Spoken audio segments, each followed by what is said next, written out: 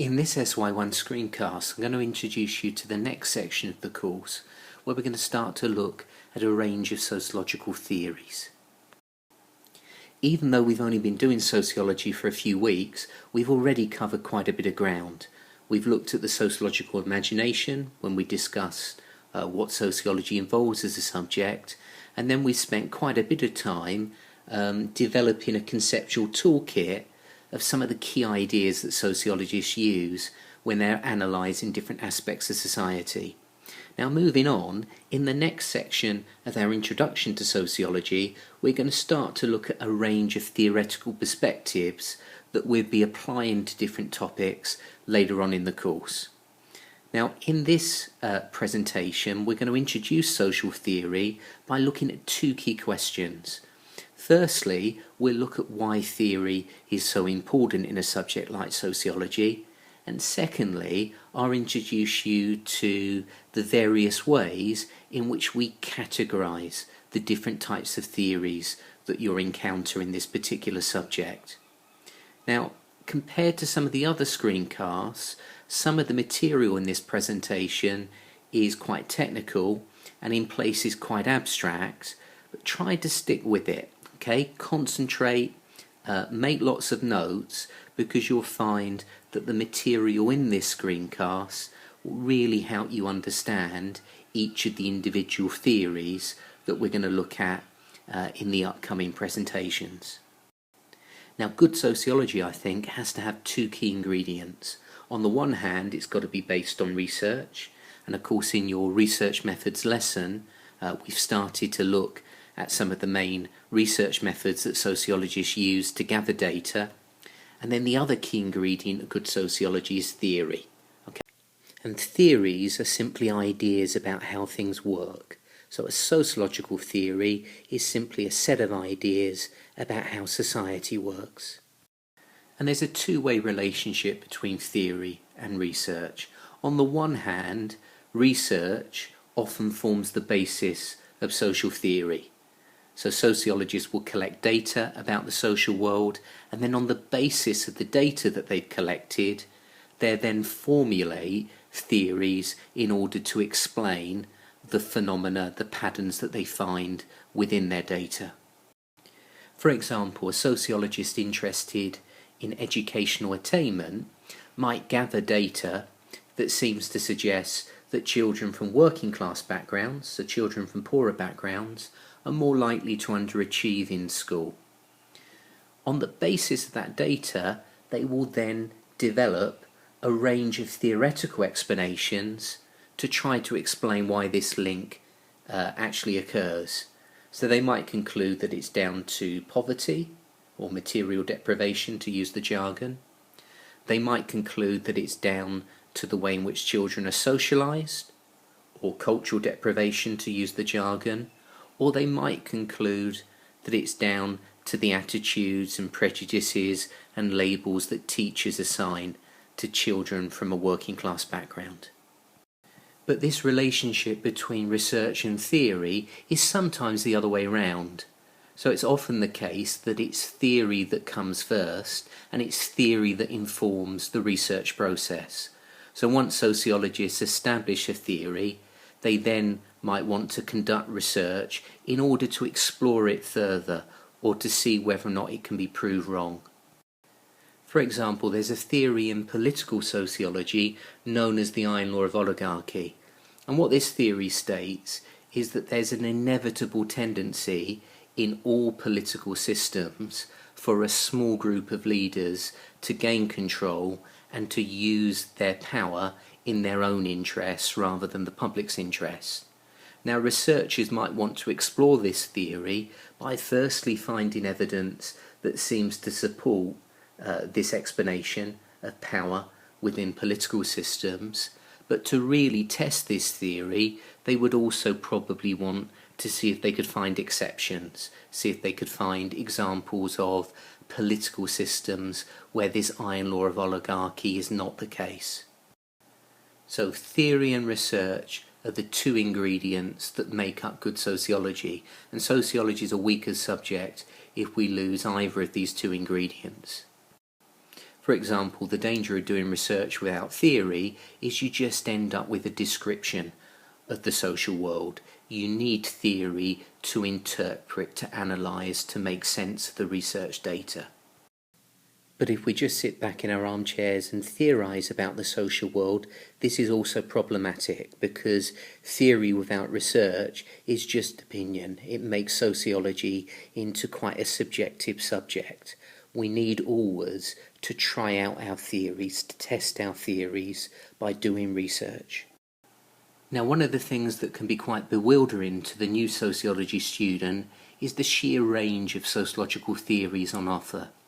So to make life easier, it's helpful if we can categorise sociological theories so that we can recognise the type of theory that we're looking at. And one way in which we can do this is by looking at the level of analysis that the theory engages with.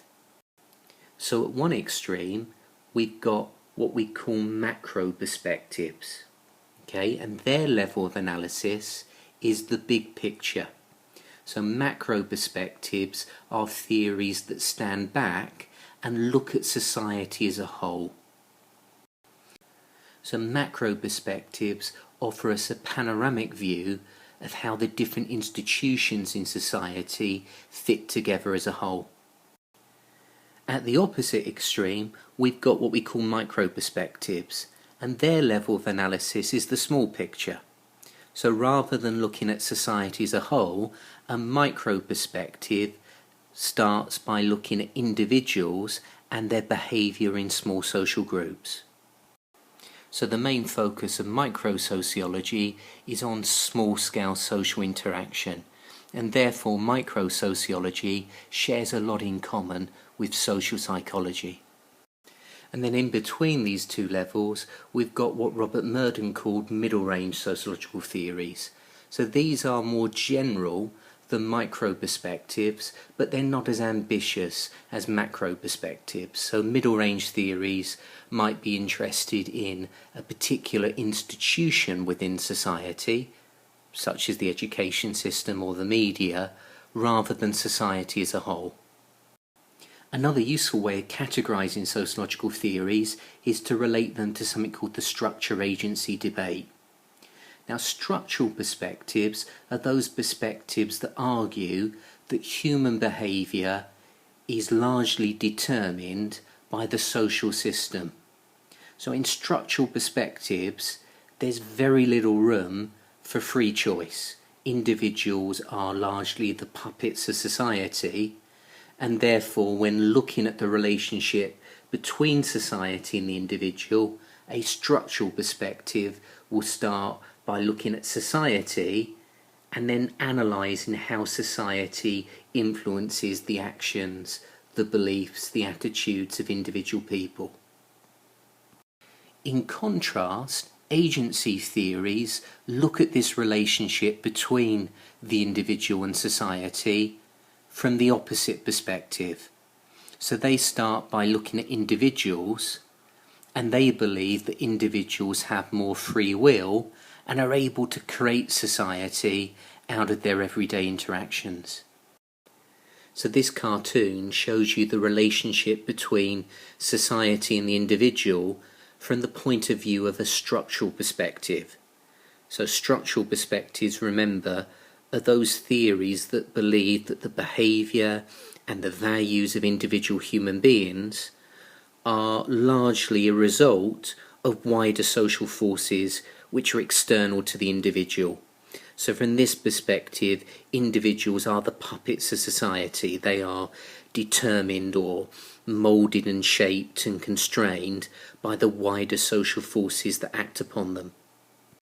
So as we can see in this cartoon, from this perspective, the individual is like a puppet whose strings are being pulled by the social institutions that exist within society, such as the family, the education system, the mass media, the workplace, etc. In complete contrast, agency theories, sometimes called social action theories, reject the idea that people are simply the puppets of wider social forces, and in contrast, Agency theories emphasise the free will and choice of individuals and their role in creating the social structure. One final way of distinguishing between different theories in sociology is to work out whether or not they are a consensus theory or a conflict theory. And here, the key issue is about whether or not the theory believes that the organisation of society is set up to benefit everybody or in the interests of particular groups. So consensus theories are those perspectives that tend to be more positive about existing social arrangements, that tend to focus on the benefits of society for everybody. Conflict theories, in contrast, are those theories that are more radical and much more critical of existing social arrangements. So conflict theories start with the assumption that society is set up to benefit certain social groups at the expense of others. Okay, this map is an attempt to summarise some of the main theories that we're going to be looking at in year one. Now, I wouldn't worry about this too much at the moment. This will make a lot more sense once we start to look at some of the individual theories, but it's an attempt to summarise the main theories in sociology in terms of some of the debates that I've just outlined. But as I said, don't worry about this too much at the moment. As we start to look at individual theories, don't fall into the trap of thinking that you have to agree completely with one theory rather than another one. Okay? Theories are simply tools that we use to help us think about society. And society is so complex, it's never going to be the case that you're going to have one theory that explains everything. So no theory is absolutely right or wrong, and in fact I would argue that considering a range of different theories is beneficial because it allows us to build a fuller picture of social life.